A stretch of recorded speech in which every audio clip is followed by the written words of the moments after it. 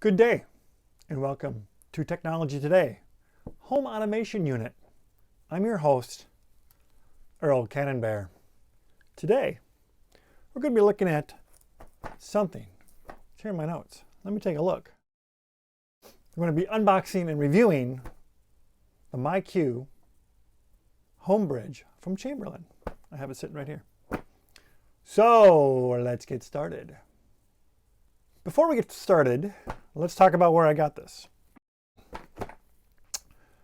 Back in May of 2014, I got a Chamberlain MyQ garage door opener and created an account on the app and started using it. Then in September of 2017, I got an email asking if I wanted to join or be a part of the exclusive Chamberlain Nation Sampling Program. I was like, yeah, sure, I'll do that. Sounds great. Sign me up. Then late November last year, I got an email asking me to request a product. So I did. December 29th, just after Christmas, I got this in the mail. They sent it to me at no cost. In return, I will do a honest review. So that's what I'm going to do. But before we do that, let's start a little bit further back and talk about how I like the MyQ Smart Door Garage Opener. It's been great. I've had it for about 3.5 years. It's worked very well. There are like 2 issues with it. Sometimes it just doesn't work. Probably has more to do with my internet connection or my Wi-Fi than the actual product. But about 1% of the time, it just wouldn't work. I'd have to actually get out of my car and go to the little keypad, punch it in, and get my garage door to open. But I did go almost 2 years without actually having a remote in my garage or in my car, using the app on my phone as the primary way of closing the garage door and opening it. The other bummer is that when I open the garage door from my phone, it alerts me on the phone I just used to open the garage door that my garage door has been opened. Might be nice to have some sort of presence detection to know where you are and what you're doing and not alert you that your garage door just opened if you just opened your garage door. So 2 things there they can improve on. I live in Minnesota, so the weather is extreme in both directions, both really hot in the summer and really cold in the winter. And I've had no problems with the garage door triggering and opening in those situations. I've had to replace the battery and the sensor once over the last 3 years. So there's that. So let's see if we can get to the unboxing now. I have it here. Let's take it apart. Soup's exciting. Blunk. Congratulations! Yay! All right. Woo. We have the unit itself, some cardboard, some warnings, some other stuff. Looks like we have a mounting thing, some screws, power, and that's it. So it looks like this is actually going to replace my main one in the garage. So that's interesting. So yeah. All right. Let's see if I can get this set up and go from there.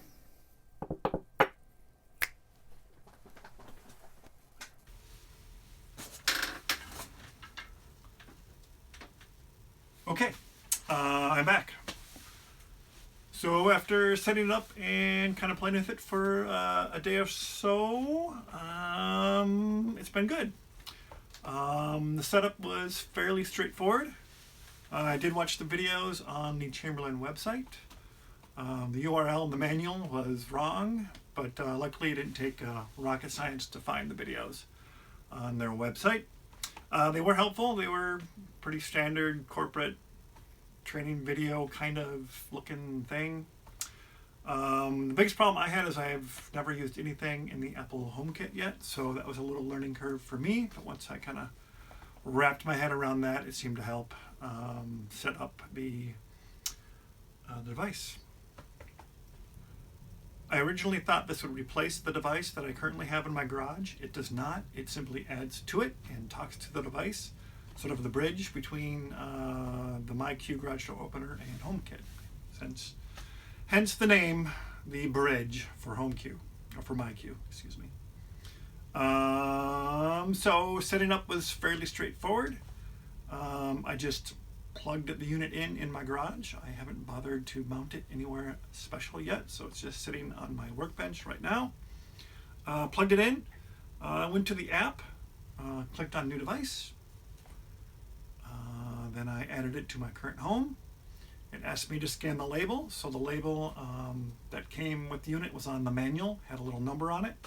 I scanned that, added the accessory to my network. It took a little bit of time to get that added, but once it was added, it was fine. It did ask me to transfer over my old device. I wasn't really sure what it was doing, but everything seems to still be working, so I kind of went with it.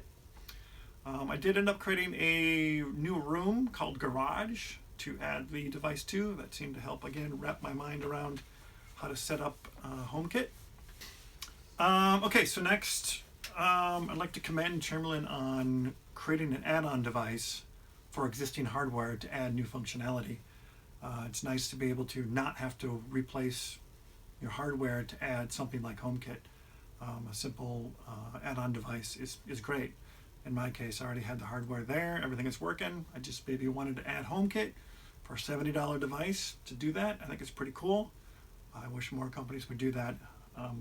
Again, to not have to swap out the entire hardware to add one thing is really nice. Again, $70, $69.99. If I had a bunch of other stuff in HomeKit already and had the MyQ garage door opener already there and wanted to add it to HomeKit, I think it's totally worth it. Pretty cool to be able to do that. My issue right now is I just don't have anything in HomeKit. I've sort of not been paying attention to it because I already have the Wink system in my house and I have smart things already in my house. So I've got a bunch of devices connected to that, and I've got a couple Amazon Alexas that can talk to all those devices as well. It would be great if Chamberlain would add smart things integration or Alexa integration. That would be something to see, that would be really cool down the road. Yeah. You can add if integration, so that sort of works with Alexa, but all you can really do is close your door. You can't open it or get the status of what's going on through IFT, which sort of makes sense because you don't want your garage door opening at random times because you set up IFT wrong or what have you. So now I'm going to demo what you can do with HomeKit and Siri. So I am going to get my screen recording. So let's do a quick little demo of what you can do with Siri and the HomeKit integration. Hey Siri, what is the status of my garage door? Your garage door is closed. Hey Siri, open my garage door.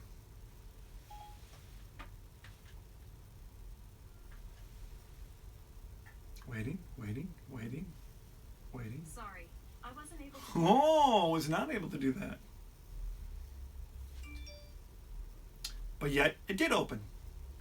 On my other device right here, it opened. Hey Siri, what is the status of my garage door? Your garage door is open. Interesting. So you'd see, it's not perfect. I don't know if that's a HomeKit issue or a MyQ issue, but you know, that's what it is. Hey Siri, close my garage door.